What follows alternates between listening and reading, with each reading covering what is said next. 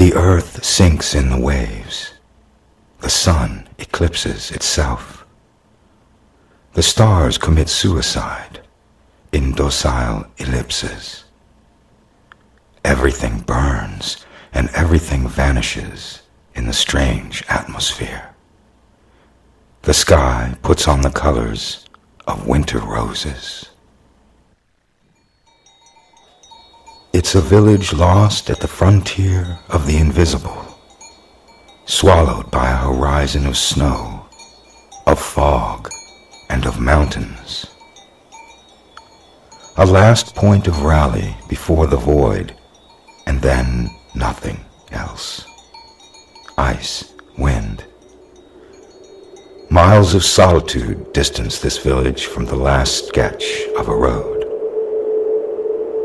It used to have a name. Everyone has forgotten it. It is only by hazard if one reaches it. Erased from all the maps by the passage of time and snow, it stretches, long garden of gray stones, at the entrance of a small valley of naked trees and frosted cascades. An old rifle, a weaver's loom. Here, no form of technology has prevailed. Here, not the steam trains nor the telegraph can arrive. Every day, hunters go to lose their way in the plains and the forests. Every day, they return. Sometimes, a house becomes available.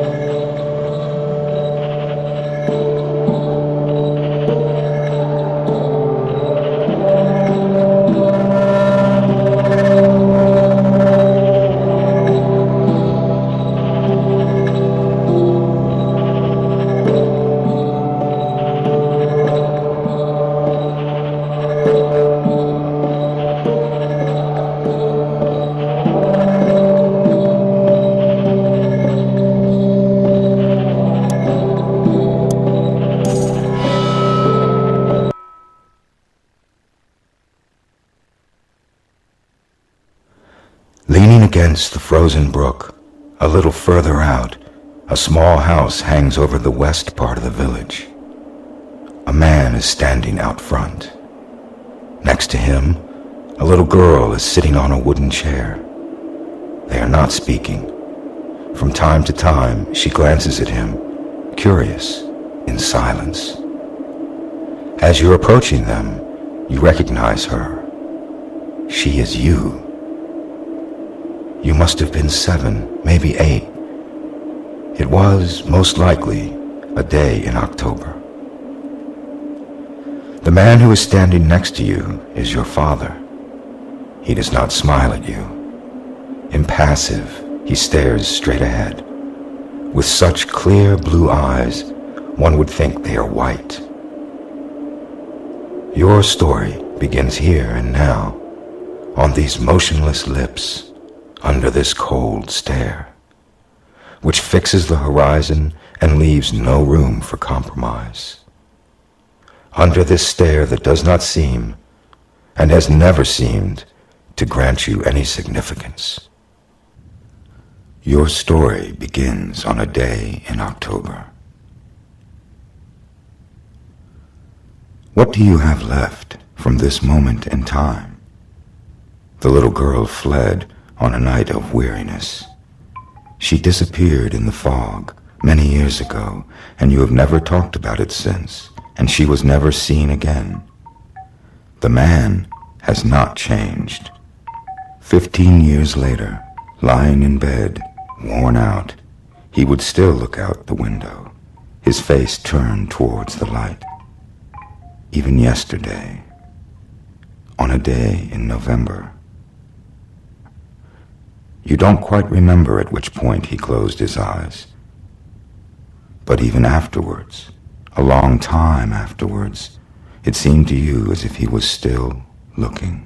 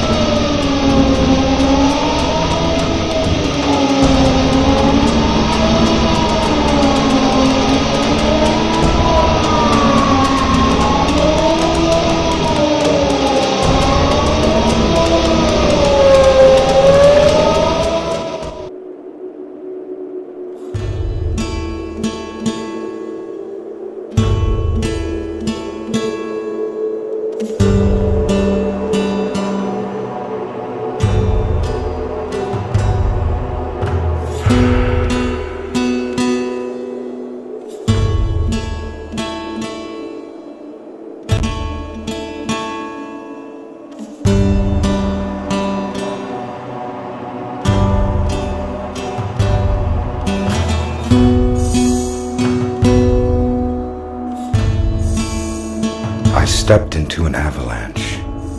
It covered up my soul.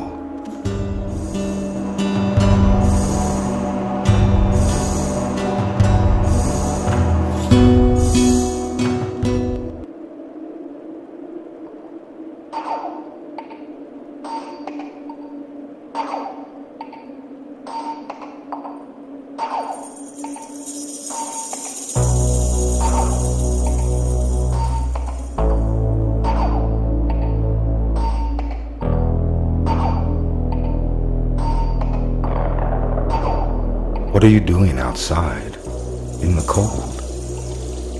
Are you leaving? You should leave. I am too old to leave. Only one destination remains open to me. One possible journey. I have wasted too much time.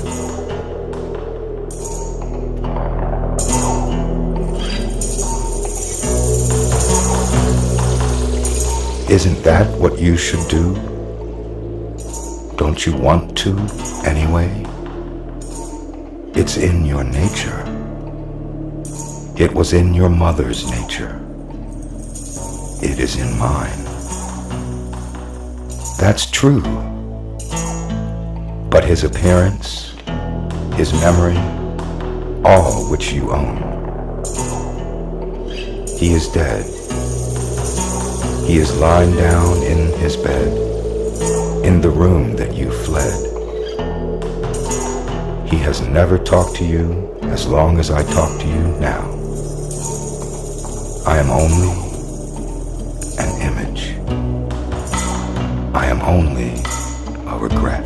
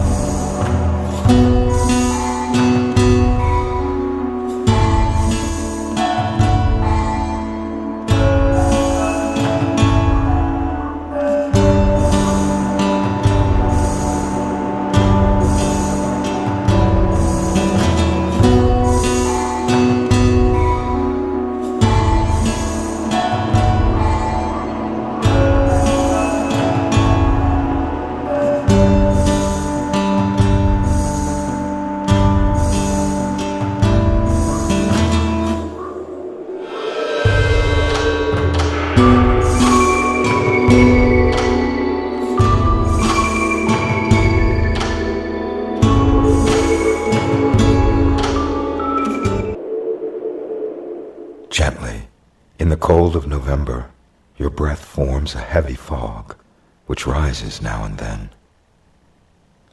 Eyes lost in the flames, you do not notice it. A fire, like a call to the stars. It is a strange dialogue of shadows. It is a strange fire which seems to swallow the night, which seems to swallow you whole. It is a strange fire which projects in the cold of November certain particles of something.